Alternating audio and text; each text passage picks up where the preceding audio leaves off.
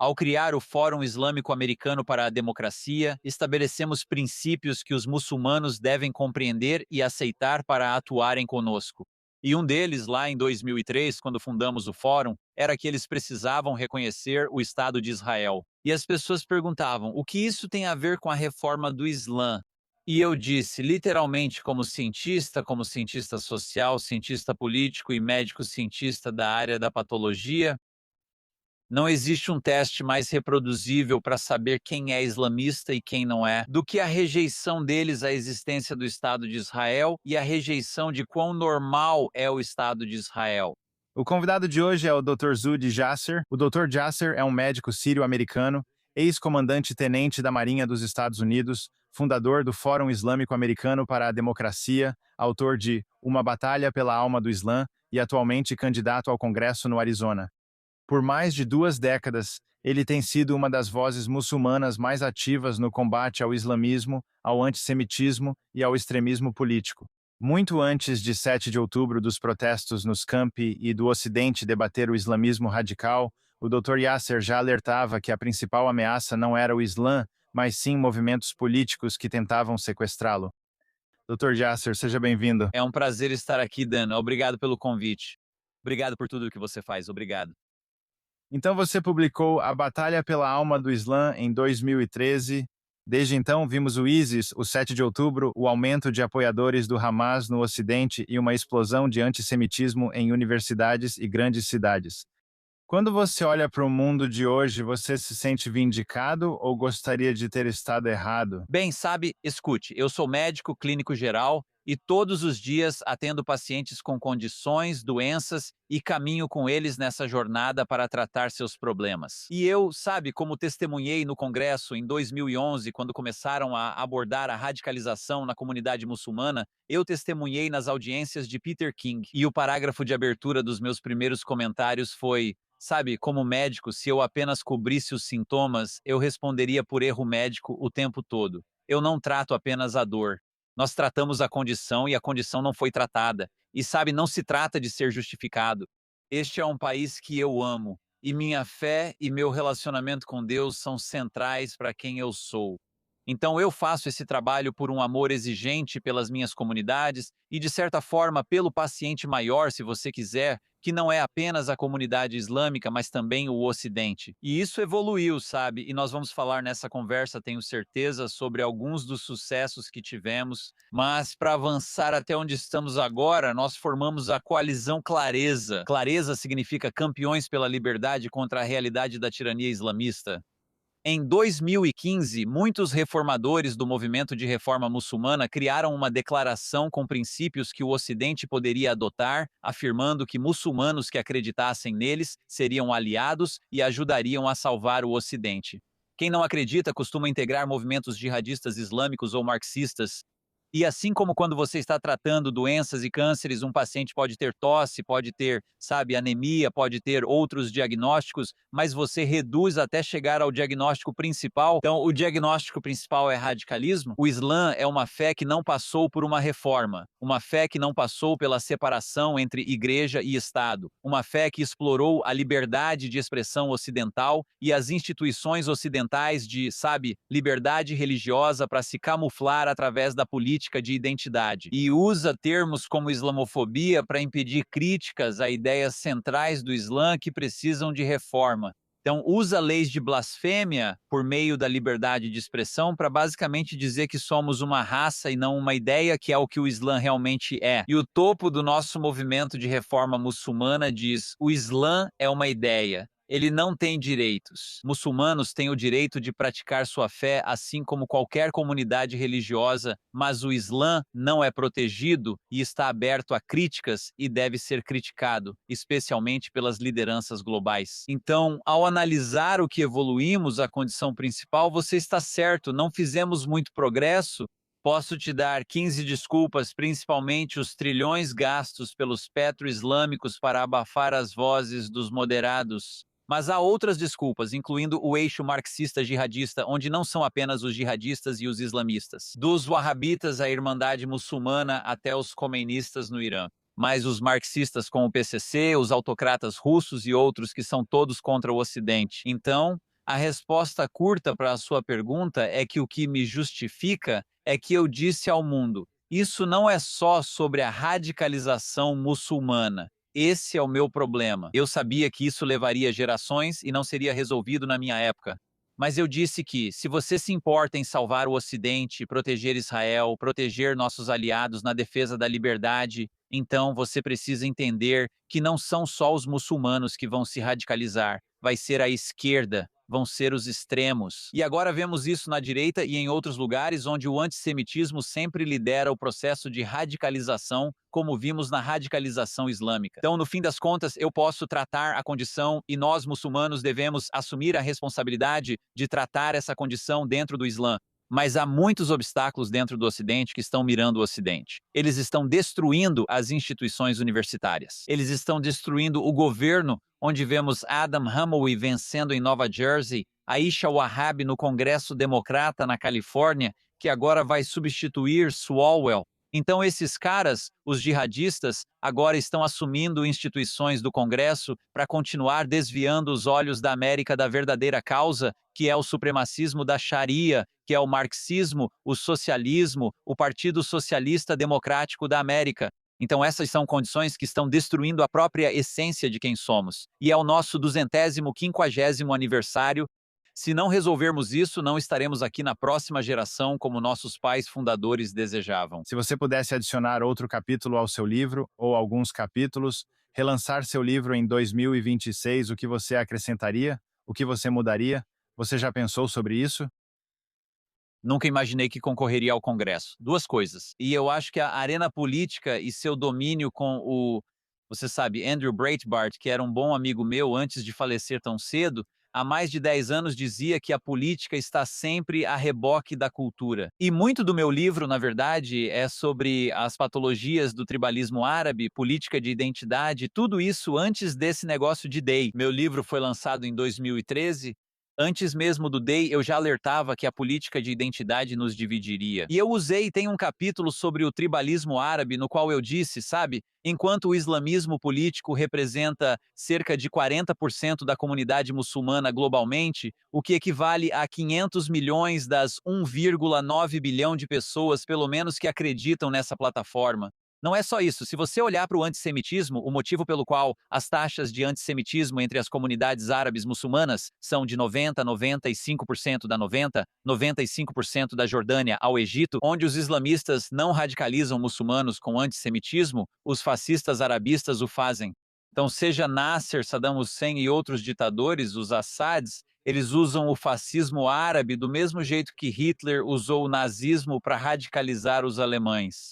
Então, eu acho que, da mesma forma, eu acrescentaria que os capítulos mais recentes seriam duas coisas: a importância da arena política em se posicionar e defender os valores americanos dentro das nossas comunidades. Em segundo lugar, por isso concorro, precisamos mudar a narrativa sobre política de identidade e como tribalizam comunidades para retomarmos a meritocracia.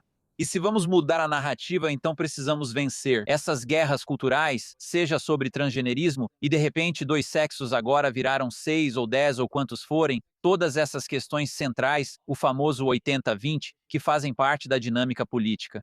Vemos o que acontece nas universidades, e eles foram atrás do meu grande amigo Charlie Kirk, que foi assassinado no último dia 10 de setembro, e veja, tudo isso era sobre liberdade de expressão. Ele basicamente estava dialogando com estudantes universitários, e eu tentaria fazer meus leitores entenderem que não se trata apenas de muçulmanos. Sim, os muçulmanos podem ser apenas 1,5% da população americana, mas 1/4 da população mundial tem uma patologia que, no final das contas, é provável. Se você observar, se você combinar os socialistas, o Partido Comunista Chinês e a Rússia, estamos falando de 70% do mundo que não vive sob liberdade, ocidentalismo e liberdade, mas vive sob alguma forma de autocracia ou teocracia. Então, se você se importa com o Ocidente, entenda essas duas patologias, o jihadismo marxista ou o eixo vermelho-verde.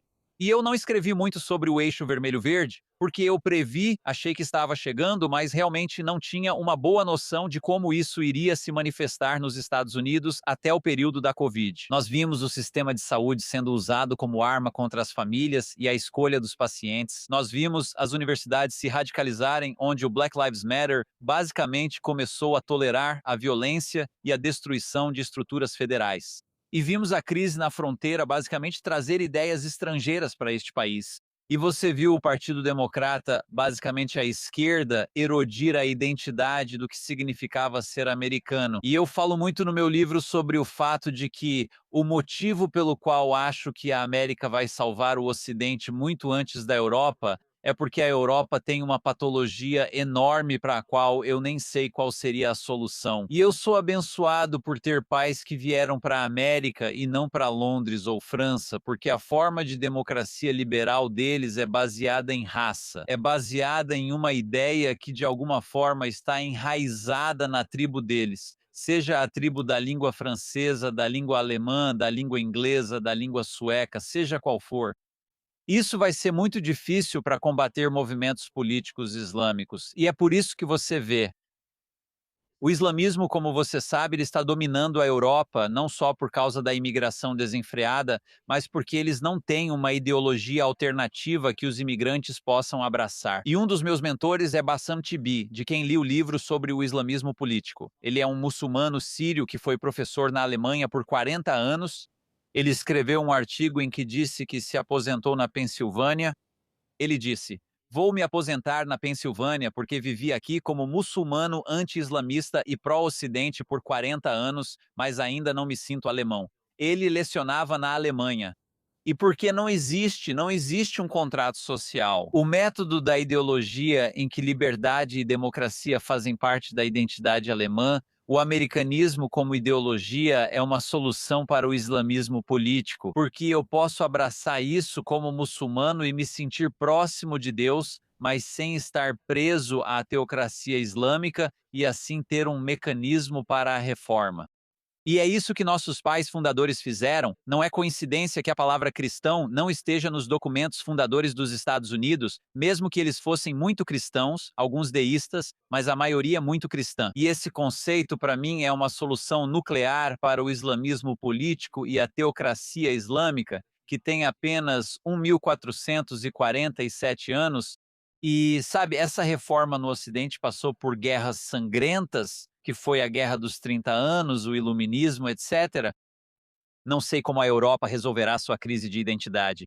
A identidade americana no nosso 250º aniversário é uma solução. Acho que esse seria provavelmente meu próximo livro. Meu principal antagonista na América é Shadi Hamid. Não sei se você já leu algo do Shadi Hamid, pesquisador da Brookings, mas não é coincidência ele ser financiado pelos catares. Ele escreveu o livro Excepcionalismo Islâmico.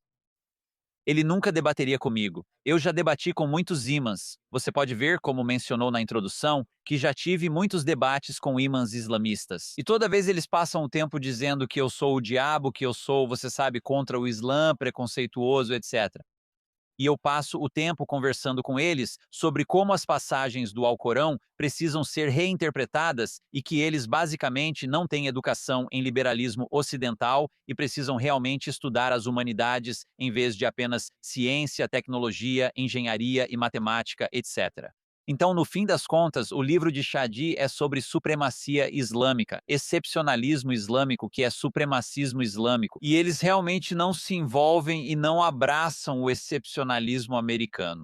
Então, para mim, esse é o grande debate. Eu, como americano, só morreria pela América. Eu não acredito em excepcionalismo islâmico. Sim, meu relacionamento com Deus é o centro de quem sou, um relacionamento pessoal. Assim como no judaísmo, imã significa professor, não significa intermediário entre mim e Deus. Não dá a eles o poder de decidir quem é muçulmano e quem não é. Isso é takfirismo, mas eles são takfiris e vão decidir quem não é. Eles acham que não sou muçulmano, embora quem me conhece no Arizona saiba que sou bem conservador na fé.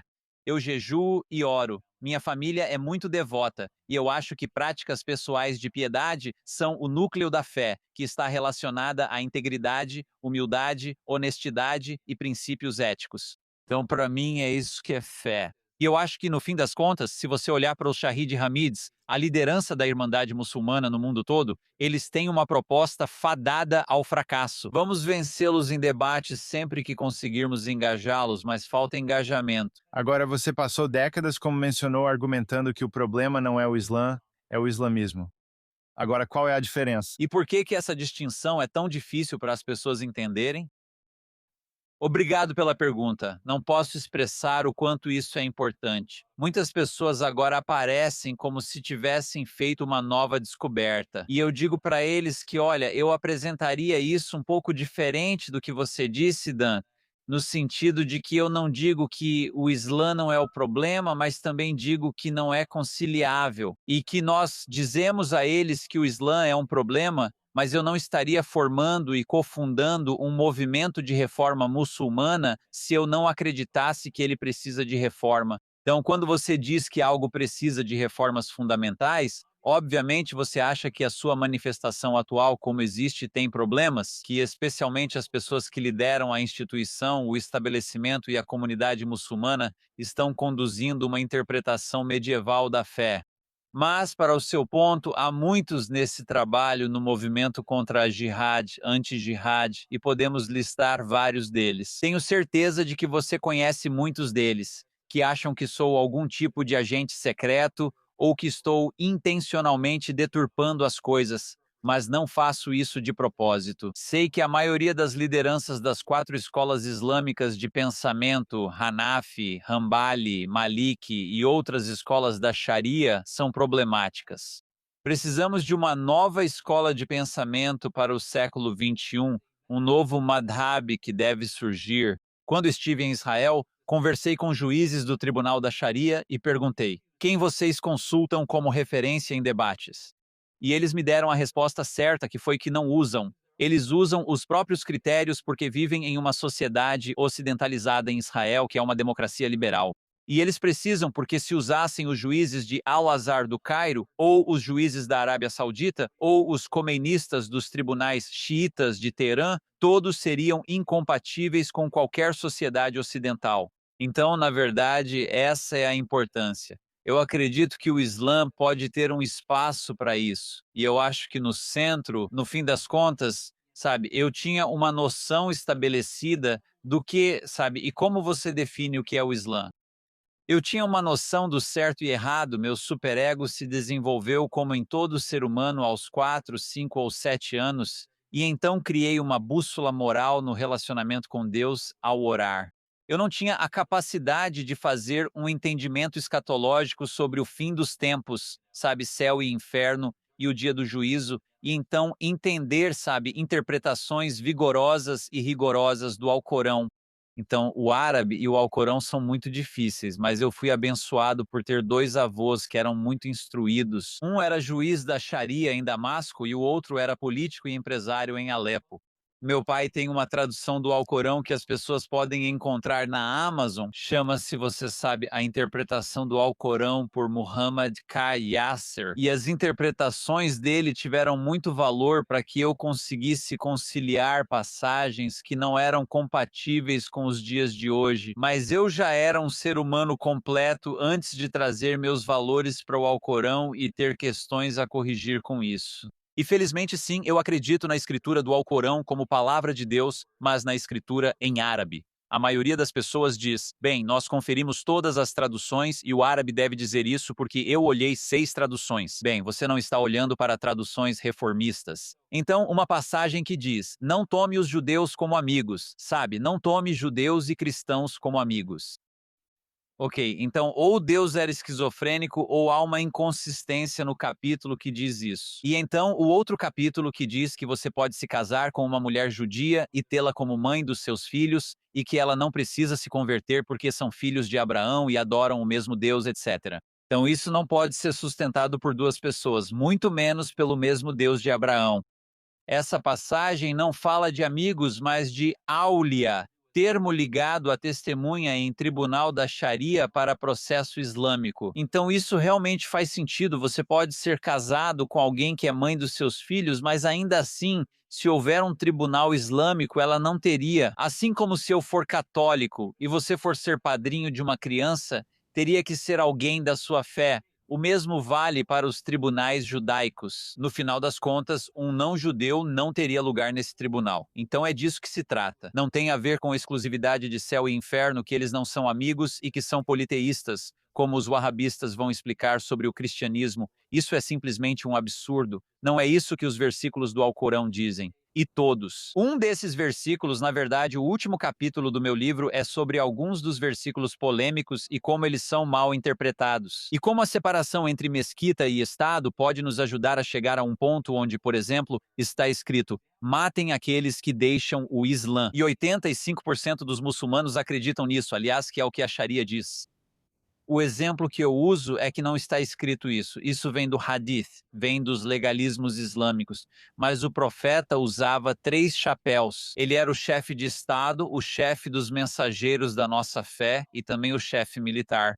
Então, não havia nenhum exemplo de sociedade no século VI, sabe, que basicamente ensinasse que havia uma separação dessas identidades. Eram ou dinastias ou, em última análise, áreas governadas religiosamente, fossem tribos judaicas, comunidades muçulmanas da época ou comunidades pagãs no que hoje é a Arábia. Então, essa evolução até o que vemos hoje, quando entrei para a Marinha, servi por 11 anos. Eu fiz um juramento de que queria servir por 4 anos. Acabei servindo por 11 anos, mas, com 2 anos de serviço, eu não poderia ter dito ao meu comandante no navio quando estávamos na Somália: quero sair, desculpe, mudei de ideia, já deu para mim. Você não pode. Então, quando havia um exército muçulmano, já que eles misturavam essas coisas, você não podia deixar sua unidade como tinha prometido ao profeta ou à comunidade muçulmana. Então, eles acabaram misturando, centenas de anos depois, a lealdade ao exército muçulmano. Por isso, havia impostos separados para judeus, cristãos e outros não muçulmanos. Sim, comparado com as sociedades de hoje, esses são mecanismos tribais autocráticos muito separatistas, mas eram dinastias. Você não pode comparar o Islã do século VI com os princípios de liberdade religiosa do século XXI que vieram do Ocidente. Então, o que estou dizendo é que essas interpretações precisam ser modernizadas. É preciso desenvolver uma nova escola de pensamento. Mas dizer que, de alguma forma, o Islã em si é irreconciliável e que todos os muçulmanos estão basicamente condenados a serem inimigos do Ocidente, não só ignora a evolução pela qual o cristianismo passou, que levou 1789 anos até que você realmente tivesse o primeiro sistema legal codificado, onde a Bíblia diz: dai a César o que é de César e a Deus o que é de Deus. Foi realmente colocado em prática em um governo. E isso estava na Bíblia deles o tempo todo. Então, há coisas no Alcorão que os modernistas acreditam que estão lá. Não há nada sobre como governar. Isso não é coincidência, é uma fé muito pessoal. Então, há muitos aspectos que você e eu poderíamos conversar por horas que estão no Alcorão e que eu acho que podem ser compatíveis com o Ocidente. Mas a menos que queira converter 1/4 da população mundial, essa é minha mensagem para quem diz que o Islã é ruim em sua essência. 2 respostas que eu daria. Uma é que Bernard Lewis tem um livro chamado Os Judeus do Islã, onde fala que Maimônides e outros fizeram seus maiores trabalhos sobre dinastias islâmicas. Não eram democracias, mas a própria receita, se fosse ruim. E eu fiz um discurso em Oxford que está online desde o ano passado, 24 de outubro, em um debate. E em 10 minutos eu basicamente resumi isso, no qual eu disse: se o Islã fosse problemático, os Elon Musks do mundo viviam sob domínio islâmico nos séculos 8 e 9. Então a receita, como Bernard Lewis, que não é um apologista do Islã, fala sobre o fato de que os judeus tiveram seu iluminismo durante o domínio islâmico. Agora não era democrático, também não era liberal, mas havia, na verdade, 4.000 escolas de pensamento da Sharia na época, não apenas 4. Então essas coisas existiam e isso regrediu para um pensamento medieval por volta dos séculos 11 e 12. E agora estamos em um milênio de 1000 anos de ossificação sem ijtihad, que é reforma, pensamento moderno, pensamento crítico, não houve nada disso. E agora, especialmente nos últimos 150 anos, fomos dominados por movimentos islamistas políticos. Então deem aos muçulmanos espaço para reformar, modernizar e repensar suas teorias e seu entendimento.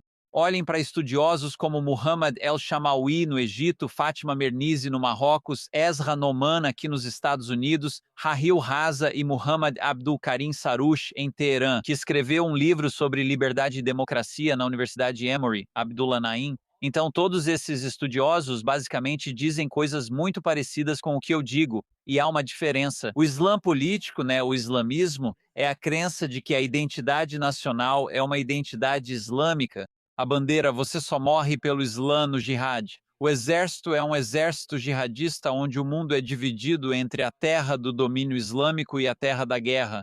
O governo é dirigido pelo sistema legal da lei islâmica. A Constituição é o Alcorão. Tudo isso faz parte do islamismo. Eles acreditam que a Ummah, que é a comunidade de fé do Islã, Ummah tem dois significados: comunidade de fé e também significa Estado-nação. Então, você não pode reformar o Islã a menos que você desumartize o Islã. Desumartizar significa tirar a Ummah do Estado. Você mata o Estado Islâmico ideologicamente. E essa é a minha missão na vida, ou espero que na próxima geração eles façam isso. E Abdul Karim Wahid, que foi presidente da Indonésia, escreveu um livro chamado A Ilusão do Estado Islâmico. A primeira frase dele, o monólogo de abertura do epílogo diz, na dedicatória diz: você pode ter um Estado do Islã no seu coração, mas nós nunca queremos um Estado islâmico.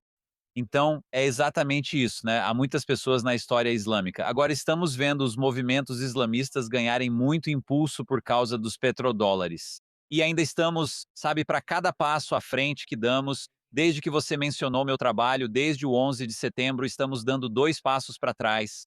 Mas pelo menos estamos tendo esse debate e, sabe, entrando mais na realidade do que é o Islã, o que é o islamismo e, sabe, como lidamos com isso no Ocidente.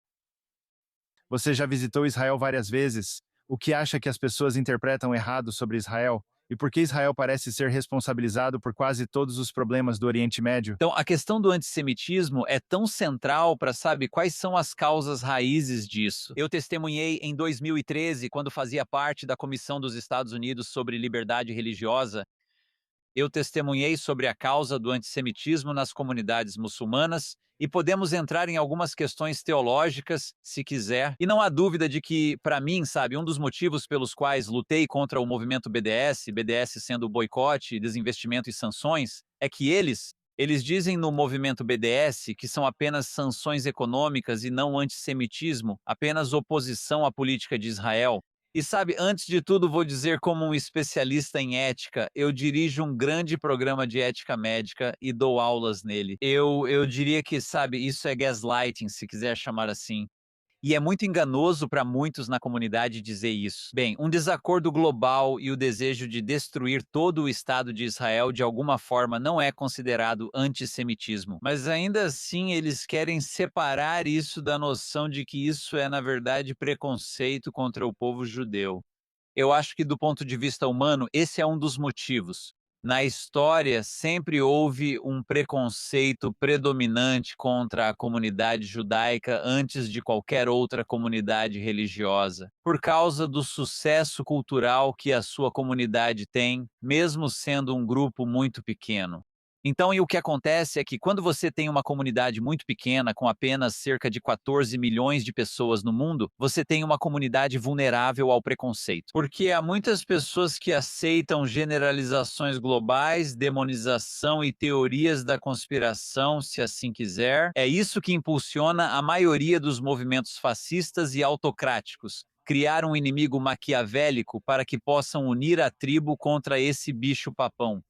No fim, essa é uma das principais causas do preconceito. Então, a comunidade judaica é muito vulnerável a isso porque eles são proeminentes, bem-sucedidos, honestos, fazem autocrítica dentro da comunidade, lideram mudanças e reformas e expõem as patologias dentro das nossas comunidades.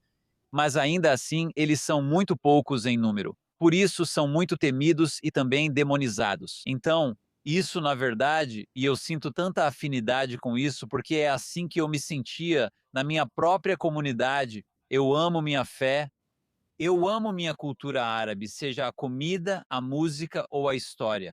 Mas ainda assim, não posso te dizer quantas patologias estou tentando combater. A demonização das mulheres e a misoginia que vemos na comunidade árabe, com o anti-ocidentalismo, o anti-americanismo e tudo isso. Então, no final das contas, eu senti muita sinergia ao criar o Fórum Islâmico Americano para a Democracia. Listamos princípios que os muçulmanos precisam entender e aceitar se vamos trabalhar com eles dentro da nossa organização.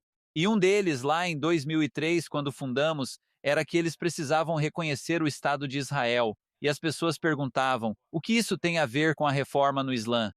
E eu disse, literalmente, como cientista social, cientista político e médico cientista humano, da patologia. Não existe um teste mais reproduzível para saber quem é islamista e quem não é, do que a rejeição deles à existência do Estado de Israel e a rejeição de quão normal é o Estado de Israel. Você perguntou sobre minhas visitas lá. Para mim, sabe, eu estive lá 3 vezes e posso te dizer que não há nada mais notável do que o quão normal e ocidental Israel é e o quão diverso é. Você tem a impressão de que, de alguma forma, sabe, ela recebe apelidos de seus inimigos ao redor do mundo, principalmente pela Al Jazeera, pela televisão russa e outros, como sendo um estado de apartheid e genocida, etc. E você percebe o quanto ela é politicamente fragmentada internamente, assim como os Estados Unidos são em nossa democracia. Há tantas divisões, desde a ortodoxia até os socialistas de extrema esquerda, passando por aqueles, sabe, de todo o espectro político. Isso me lembrou, aliás, que, sabe, eu acho que um dos aspectos mais normalizadores e estabilizadores nos Estados Unidos é o nosso sistema bipartidário. Israel sempre precisa formar uma coalizão. Os Estados Unidos estão perdendo estabilidade porque correm o risco de perder o sistema bipartidário, uma outra patologia sobre a qual podemos conversar. Mas o que me impressionou foi como Israel é normal e, ao mesmo tempo, como é pequeno e diverso dentro dessa pequena comunidade. Encontramos muitos juízes da Suprema Corte. Um deles era um juiz árabe cristão que tinha uma visão notavelmente esclarecida sobre a sinergia entre o cristianismo dele e o Islã. E os tribunais da Sharia em Israel, assim como os tribunais civis e os tribunais israelenses. Então, eu acho que basicamente quando você olha para o antissemitismo e a demonização de Israel, é como se fosse a pequena América no Oriente Médio. Tem muitas das mesmas batalhas, está cercado, sabe? Nós permitimos que dezenas de milhões cruzassem nossa fronteira aqui. Veja como isso está destruindo meu estado de fronteira, o Arizona. E isso é por causa de quão ruins têm sido nossas políticas. Imagine, o presidente Trump foi duro com o premier Netanyahu pela resposta aos mísseis recentes do Hezbollah. E eu disse na Newsmax, na televisão nacional, só na semana passada, eu disse: sabe, é fácil para nós, quando temos uma política de além do horizonte em relação ao Irã, ter um grande mar entre nós e as ameaças no Oriente Médio. E lidamos com isso à distância. Eu concordo, nada de mais tropas em solo, etc. Precisamos evitar isso. Mas a guerra Epic Fury contra o Irã foi totalmente legítima para acabar com a capacidade nuclear deles. Mas é uma situação bem diferente quando você tem o Hezbollah, que basicamente é a guarda revolucionária iraniana, bem na sua fronteira lançando mísseis. Não seria diferente do que se eles estivessem fazendo isso de Tijuana, do norte do México para o Arizona, etc. Então, isso mudaria tudo. A América estaria 1 milhão de vezes mais preocupada com o que está acontecendo se tivéssemos foguetes caindo no Arizona vindos do México por causa do Hezbollah. Então, eu acho que é aí que o antissemitismo ganha força, porque eles realmente culpam coletivamente a comunidade judaica por basicamente fazer o que qualquer país normal faria no Oriente Médio. Quando está cercado por ditaduras e movimentos islamistas que querem destruí-los e estão gritando morte à América e não podem ter uma arma nuclear porque, para eles, a destruição mútua assegurada é um objetivo, não um obstáculo. É isso mesmo. Agora, você mencionou a importância de reconhecer Israel. Hoje temos figuras como Ilhan Omar, Rashida Tlaib, Zohran Mamdani ganhando cada vez mais influência, e todos eles são anti-Israel.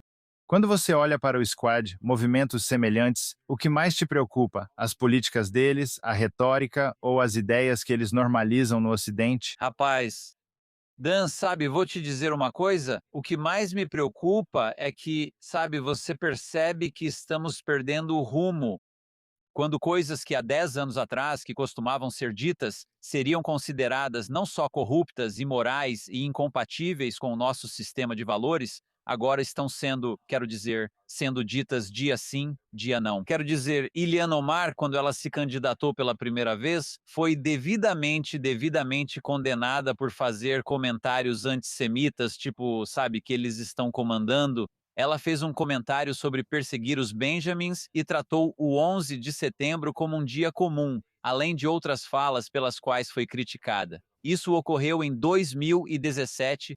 Agora temos Zoran Mamdani basicamente fazendo apologia ao Hamas, andando junto com Hassan Piker, que basicamente disse que nossas tropas de elite não são diferentes, são piores que o Hamas. Eles estão dizendo coisas que fazem os pelos da minha nuca arrepiarem, e isso agora está sendo normalizado, e é quase como se tivéssemos perdido nosso sistema de valores. E qual é a nossa bússola? Agora estamos fora do centro. Não existe mais centro. Agora a violência é tolerada, a cultura do assassinato. Charlie Kirk esteve aqui no meu escritório em 25 de abril e estávamos conversando, sabe? Ele disse: Zudi, o que você quer fazer na administração? E o Turning Point estava muito envolvido em olhar para o futuro do movimento conservador e todo o trabalho que precisávamos fazer. Ele disse que naquele momento foi quando ele postava sobre a cultura de assassinato. Expliquei a ele que estou concorrendo a um cargo público e recebi muito apoio, assim como o Turning Point Action tem demonstrado à minha candidatura. E sabe, ele disse que tudo se resume à liberdade de expressão e à nossa próxima geração, e envolver os estudantes universitários, promover esses debates e trazer as pessoas de volta para os valores que compartilhamos, certo? Quais são as coisas que 80% dos americanos, você sabe, como Reagan costumava dizer, se alguém está comigo em 80%, não é meu inimigo nos outros 20%, e se de repente agora George Floyd, que reconheço, a polícia pode ter feito coisas que foram, você sabe, inadequadas e anti-americanas, mas ele se tornou um herói. E, no entanto, Charlie Kirk, que é um herói que viveu uma vida com valores familiares incríveis, está sendo demonizado a ponto de não podermos nem dar o nome dele a uma rodovia aqui no Arizona, porque ele é considerado polêmico demais. E mesmo assim, fizeram manifestações pelos Estados Unidos por causa de George Floyd, que era um viciado em cocaína. Quero dizer, simplesmente perdemos o rumo. E agora, basicamente, estamos enaltecendo Hassan Piker. Hassan Piker está basicamente na casa dos 30 anos, acho que ele está, sabe? E ele ajudou Adam Ramoui a ser eleito. Adam Ramoui venceu as primárias democratas e deve ir ao Congresso, já que o Distrito Democrata em Nova Jersey tem 10 pontos de vantagem e fica a 30 milhas da cidade de Nova York, do Marco Zero. Ele é o cara que ficou andando por aí traduzindo para o cheque cego em 92 e 93. E o cheque cego fazia discursos sobre a natureza maligna do Ocidente, a jihad, a necessidade da jihad violenta. Essas são coisas que Adam Ramoui, como estudante de medicina, disse. Eu era muito jovem, só queria ajudá-lo. Sério, essas eram as ideias. Agora ele está sendo normalizado como o futuro do Partido Democrata. Então, sim, eu realmente estou preocupado com a normalização de ideias que são incompatíveis não só com o americanismo, mas incompatíveis com a humanidade e com aquilo pelo qual nós lutaríamos. Sabe, eu não sou um jihadista, eu não sou radicalizado, e eu já disse isso ao Congresso várias vezes. Você verá isso no meu depoimento. Não fui radicalizado na pequena cidade onde cresci no norte de Wisconsin, porque meus pais só disseram que eu deveria morrer pela América. E tudo isso, né, o que une a radicalização e o que você me perguntou nessa questão que é tão importante.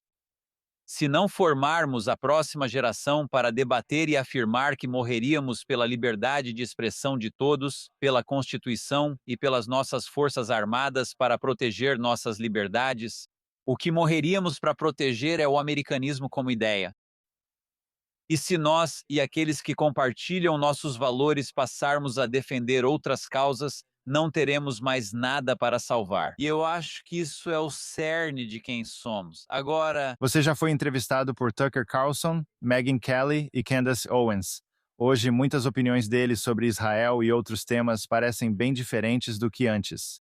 O que, na sua opinião, aconteceu com esses influenciadores e personalidades da mídia de direita? sim, quero dizer, eu acho fascinante. Minha entrevista com Candace Owens, na época ela estava trabalhando com meu grande amigo Dennis Prager. Fui até lá, sentei com Dennis pela manhã e horas depois Candace me entrevistou.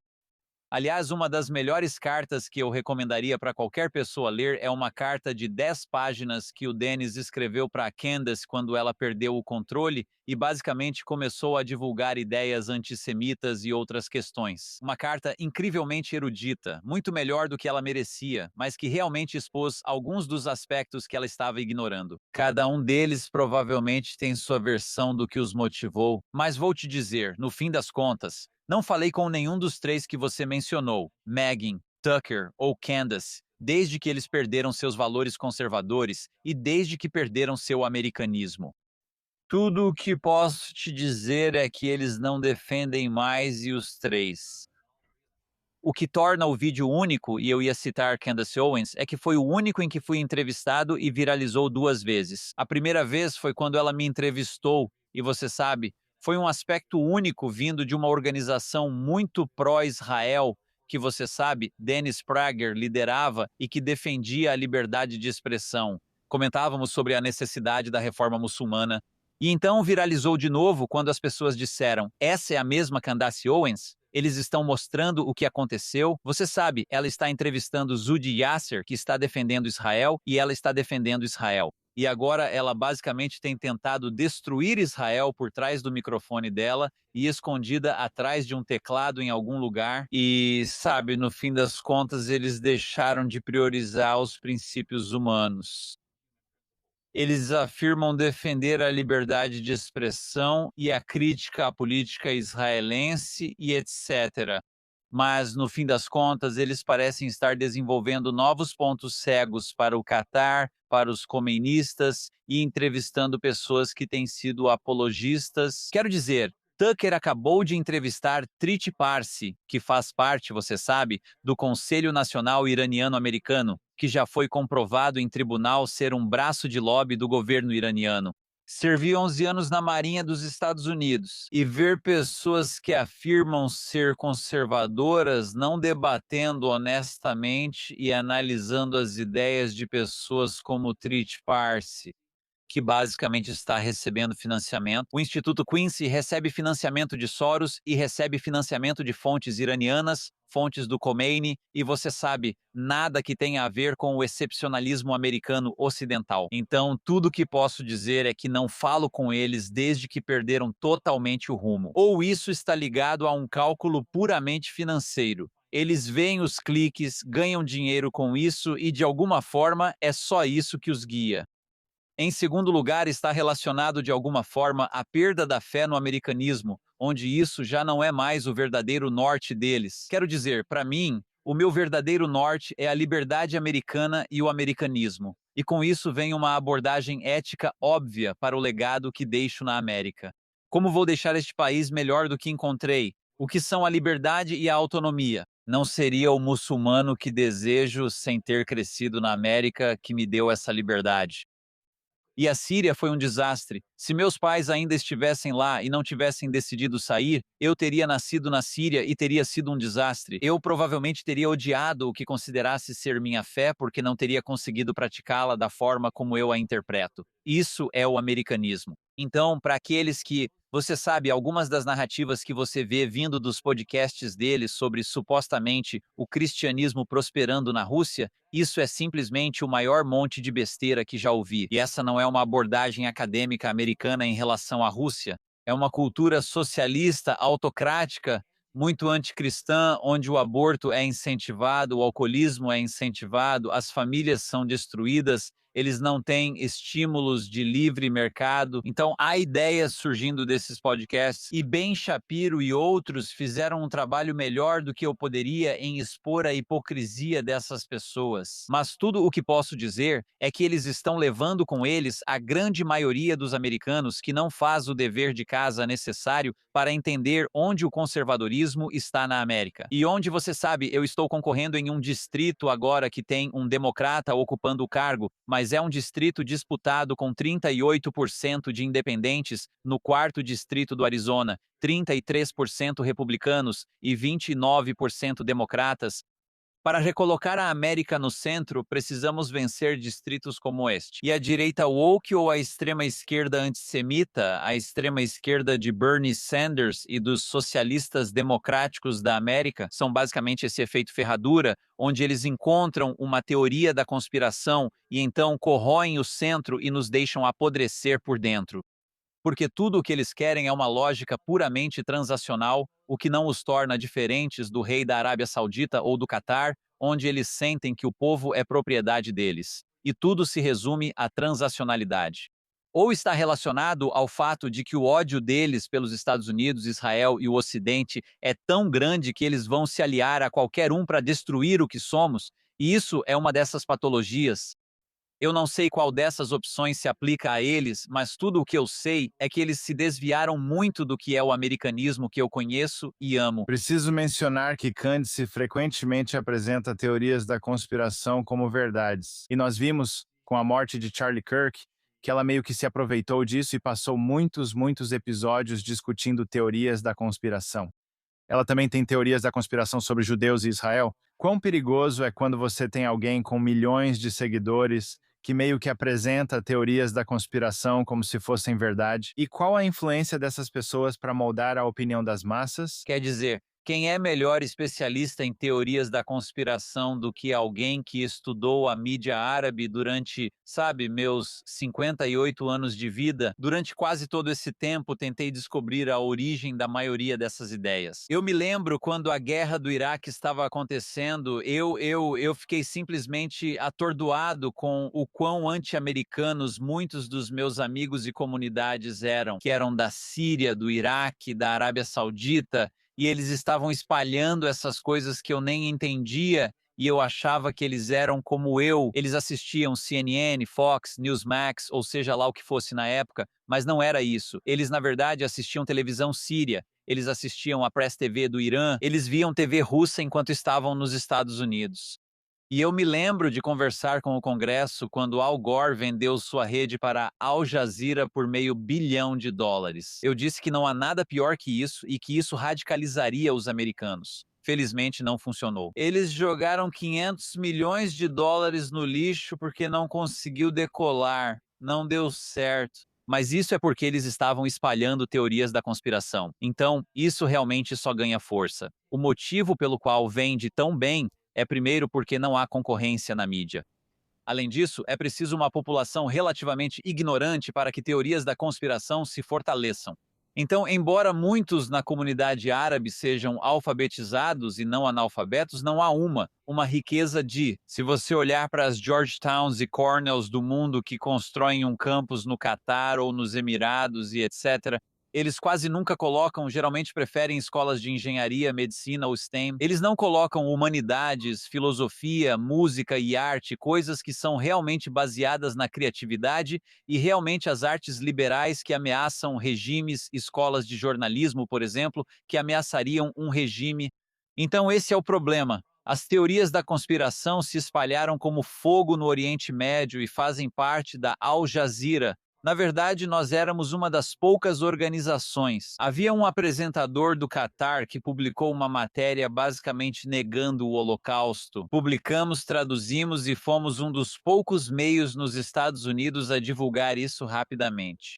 O Catar não só demitiu a mulher, mas também negou que ela tivesse agido em nome do país ou da Al Jazeera, sua mídia estatal.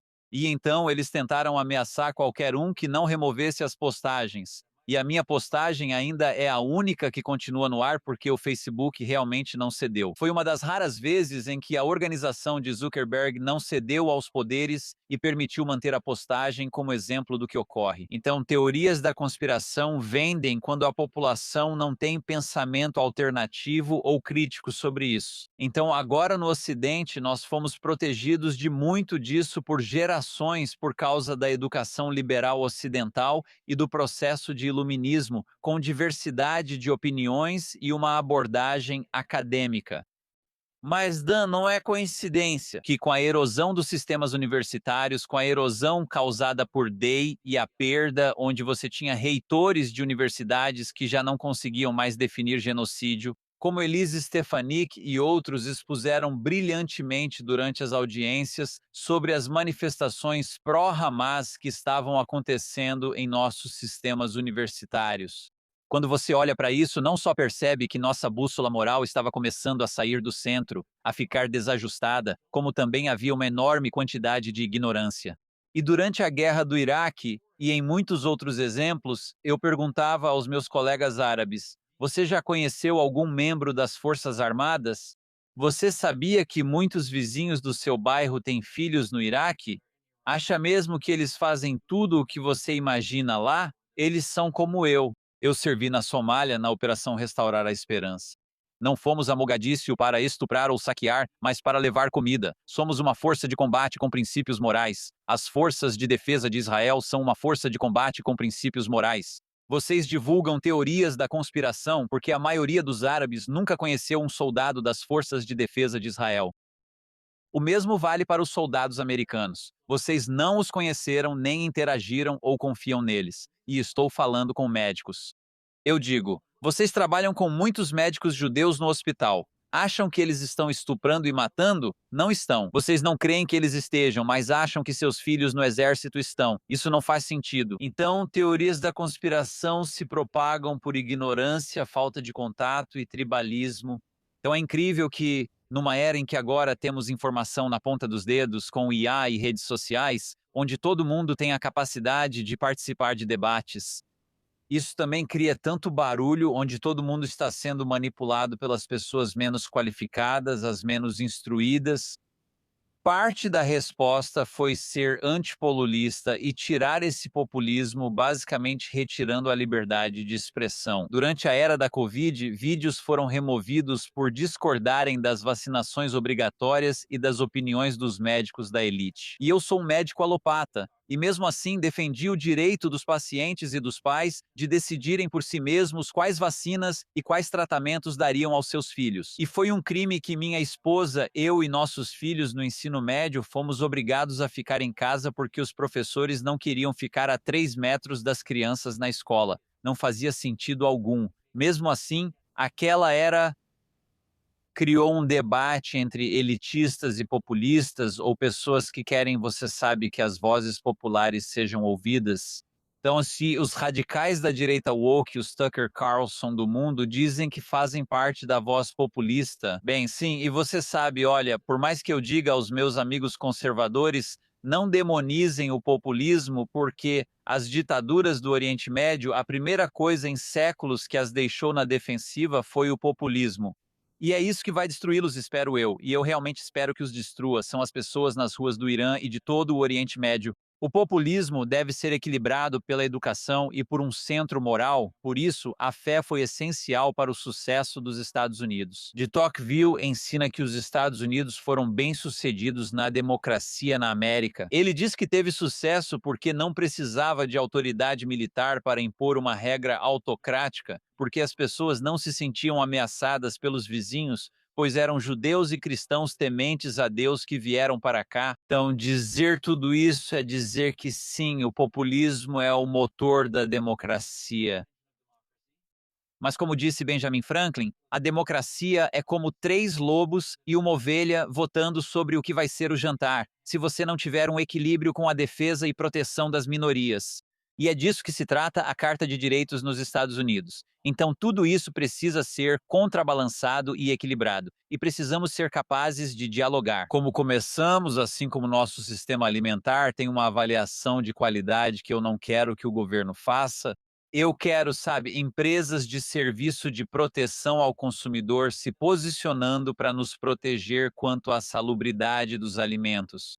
Eu acho que, da mesma forma, a informação precisa começar a ter um processo no qual a gente saiba o que é uma boa informação ou ruim. Não do governo, mas de sistemas capazes de analisar o que é bom, mediano, excelente, o melhor tipo de informação nas escalas que buscamos. E isso ainda está evoluindo. Até que isso evolua, continuaremos vendo teorias da conspiração e tribalismo nos dividindo. Quero te fazer uma última pergunta. Por que tantas pessoas inteligentes defendem movimentos que apoiam abertamente o Hamas e grupos terroristas islamistas? Você tem a Aliança Vermelha Verde, você tem os queers pela Palestina. Existe uma empatia suicida que as pessoas têm em relação a esses grupos. Como pode explicar isso? Eu não sei, quero dizer, você começou sua pergunta dizendo que eles são inteligentes. Eu diria que essas não são pessoas inteligentes que realmente exercem o pensamento crítico. E a questão é, quando elas enfrentam um problema na vida, seja pessoalmente, na família, na comunidade, no país ou no mundo, quando elas lidam com essas coisas, elas escutam primeiro? Elas buscam ser compreendidas ou buscam entender o ponto de vista da outra pessoa? E, sabe, eu vejo a mesma coisa, por exemplo, com os Never Trumpers. Eu fui um apoiador do presidente Trump desde o começo. Quando ele virou presidente, tive algumas dúvidas no começo. Ele era um democrata 3 anos antes, mas, sabe, eu procurei entender qual era o apelo dele para as pessoas que o apoiavam, e houve muitos aspectos em que ele foi o presidente certo, na hora certa, claramente, e muitos aspectos. Então, essa é a diferença. É que, embora reflexivamente possa ter havido coisas inicialmente que, se você olhar, sabe, o senador Vance, agora vice-presidente Vance, dizia coisas muito mais negativas sobre o presidente Trump do que eu em 2015 e 2016, o secretário Rubio, a mesma coisa, mesma. Mas eles passaram a entender que o povo viu no presidente Trump, o chefe executivo da organização Trump, em 2015 o que este país precisava. Acho que, do mesmo modo, quando vemos pessoas supostamente inteligentes fazendo coisas desumanas e sem sentido, parece loucura. De certa forma, em primeiro lugar, eu acho que não é. O termo empatia suicida realmente ressoa comigo e é suicida de muitas maneiras, mas eu não acho que seja a força motriz. Eu acho que a força motriz é o medo. Eles não têm coragem de defender o que acreditam, então querem encontrar algum demônio do qual têm medo. Esse medo os anima e eles deixam de se importar com o que tentam proteger, tornando-se suicidas. Então, esse medo os leva a fazer coisas que simplesmente não fazem sentido, porque eles acham que assumiram o manto de vítima. Ou seja, de alguma forma, eles se veem como a parte prejudicada diante do grande Israel, da grande América, dos grandes cleptocratas e dos grandes oligarcas, ou qualquer coisa que Bernie Sanders ou outros possam invocar. Então, esse é o problema. É uma posição de medo, não é uma posição de tentativa de compreensão. Não demonstra pensamento crítico nem humildade, e é uma posição de perda dos valores. E sabe, quando converso com meus pacientes, muitas vezes levo 4 ou 5 consultas até conseguir levá-los ao ponto em que queremos avançar juntos como parceiros no cuidado deles. Acredito que por isso estou concorrendo ao Congresso. Precisamos de pessoas. Sempre que cuido de um paciente, reúno especialistas, cirurgiões e outros profissionais para o diagnóstico de câncer e cuidados relacionados. E acho que, da mesma forma, precisamos de membros do Congresso que saibam formar coalizões e articular o que está em jogo. E seja sobre segurança nacional, seja sobre a economia e a possibilidade de comprar uma casa, a chamada lei de saúde inacessível, a fronteira, e fazer essas coisas, legislar e cumprir nosso papel como membros do Congresso, isso precisa acontecer. Para isso acontecer de forma eficaz, você precisa saber apresentar o argumento. Você precisa ser capaz de apresentar argumentos tanto a favor quanto contra as ideias que estão em jogo aqui. Dr. Zudi Jasser, agradeço o seu tempo. Estou realmente inspirado por essa conversa. Como as pessoas podem te encontrar e seguir? Sei que você está concorrendo ao Congresso. Pode explicar como votar em você? Sim, então, sabe, esse distrito definitivamente pode ser conquistado. e nós vencemos minha primária. Então, em novembro, vou concorrer contra Greg Stanton, que atualmente é o membro do Congresso e que realmente tem sido uma figura vazia e ausente em todas essas questões. E nosso site é z para az, z número 4az.com. E se você olhar, sabe, eu posso, já no primeiro dia, começar a agir para marginalizar os Adam Hamov. Sabe, Rashida Tlaib, Ilhan Omar, Aisha Wahhabi, André Carson, todos esses apologistas islamistas e operativos islamistas. Sabe, quando pessoas que não são muçulmanas interagem com eles, eles alegam que essas pessoas são intolerantes anti-muçulmanos. Quando faço isso, eles logo revelam o anti-americanismo e antissemitismo que representam. Junte-se ao nosso movimento. É sobre salvar a América. A coalizão que ajudei a criar se chama Clarity Coalition, Campeões pela Liberdade contra a Realidade da Tirania Islamista.